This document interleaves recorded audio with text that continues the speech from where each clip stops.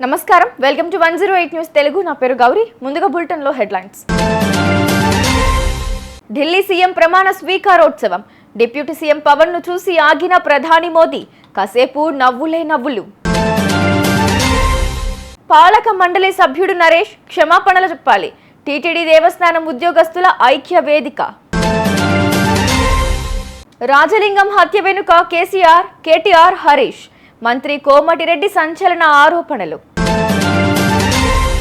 Bird flu effect, కోట్లలో నష్టం. Delhi CM రేఖా గుప్తా ప్రమాణ స్వీకారోత్సవానికి ప్రధాని నరేంద్ర మోదీ, కేంద్ర మంత్రులు, ఎన్డీఏ పాలిత రాష్ట్రాల సీఎంలు, ఏపీ నుంచి CM Chandrababu Naidu, deputy CM Pawan Kalyan హాజరయ్యారు. అయితే ఈ ప్రమాణ స్వీకార కార్యక్రమంలో ఓ ఆసక్తికర సన్నివేశం చోటు చేసుకుంది.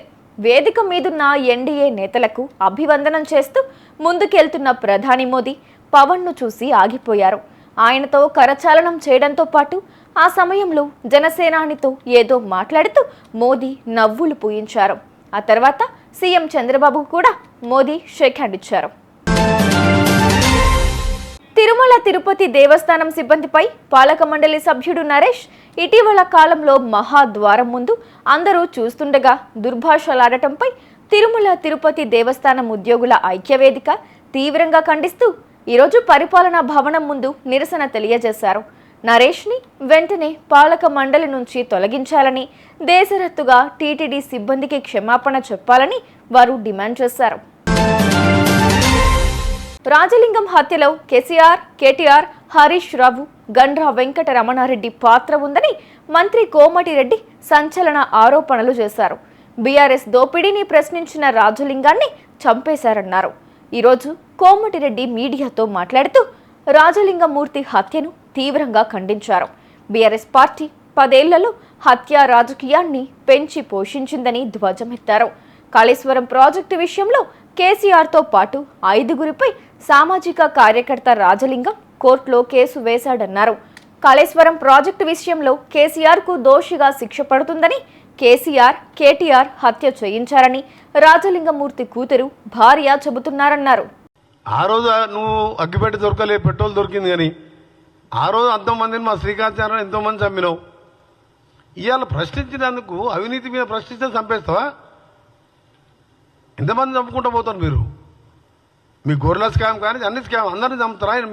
మీ వాదన మీ చూస్తుంటే ఇవాళ భూపాలపల్లిలో జరిగిన సంఘటన స్వయంగా భర్త రాజలింగమూర్తి భర్త బిడ్డ చెప్పినాక ఇంతకంటే ఏముంది? భార్య బిడ్డ అంత క్లియర్గా టీవీలో చెప్తుంటే కేసీఆర్ బయటకు వచ్చి మాట్లాడాలి కదా. ఒక నిమిషం చెప్తాను, నేను ఆడికి కూడా వస్తున్నా. ఆయన ఒక నెల కింద కేసీఆర్ కొడితే మామూలుగా ఉండదని అన్నాడు. నెల రోజుల కింద నేను ఆ రోజే చెప్పిన, కొట్టడం అంటే ఏందో నువ్వు నాకు అర్థమైంది అని చెప్పి ఆ రోజు కూడా నీ ప్రెస్ మీడియం చెప్పిన. నువ్వు కొట్టాలంటే నీకంటే డబల్ ఉన్నాం మేము, కానీ మాకు అలాంటి అవసరం లేదు, మేము చెప్పిన పనులు చేసుకుంటూ పోతామని చెప్పిన. నిన్న వచ్చి కాంగ్రెస్ పార్టీ గ్రాఫ్ తగ్గిందంట. అసలు 15 నెలల ఓన్కన్నా కనబడ్డావా? రాష్ట్రంలో bird flu virus effect poultry పరిశ్రమపై గట్టిగానే పడింది. కోళ్లు భారీగా మృత్యువాత పడుతున్నాయి.